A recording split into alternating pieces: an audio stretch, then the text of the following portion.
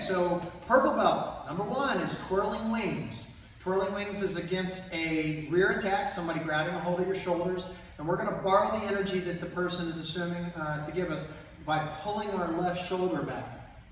So I always look at these rear shoulder grabs as either somebody pulling you into a punch or trying to control you, shove you up against the wall or something of that sort. So we're going to borrow that energy by stepping in with our left foot back. Okay? So with that energy, we're going to grab that hand back on our left shoulder.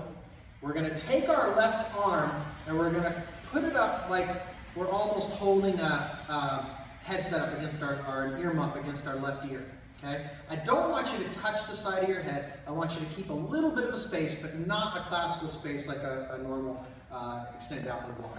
So I step back, I rotate in place, I shift my weight into a forward bow or broken bow, dragging up that right leg with it. Elbow striking the ribs. Then my right hand will come up into a check as I shift from my forward bow or broken bow position back to my neutral, elbow back to the ribs or the solar plexus, cross out, and step back on guard. So one more angle for you here, and then we'll call Mr. Gabe out. Twirling wings. I grab, my left arm comes up, shielding, I step, I rotate, shifting my body's weight forward, elbow, check with the right arm, elbow back with the left, cross out, step back on guard. It's a pretty simple technique, and I'll explain a little bit about the balance and how to gain some more balance when I bring Sensei Gabe out.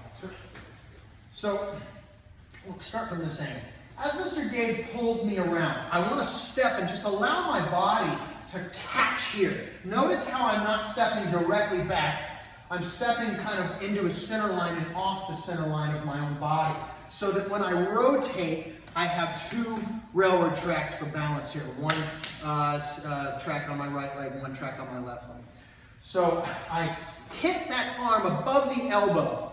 One thing you want to be careful of, and I've seen, is somebody lifting up their elbow here, which would open up a line of fire for my aggressor's elbow. So we want to catch the elbow above. I'm protecting myself here. That's why I don't want the extended outward block out here, because if he was to release and cock his right arm back, I would have that block if he came in for that strike. Okay?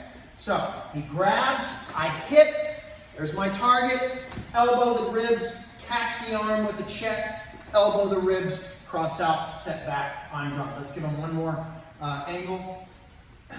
He pulls, I step and hit, right above his elbow, nice and solid, tight extended outward block, forward bow to the first target, which is the ribs, check that arm, come back to the second target, which is the front of the body, ribs, your solar plexus, cross out, step back on guard. The only variation in there you can play with is instead of coming back to the abdomen here, the ribs, we can come over the shoulder and catch the face. You can play with that variation. That's twirling wings. Cheers.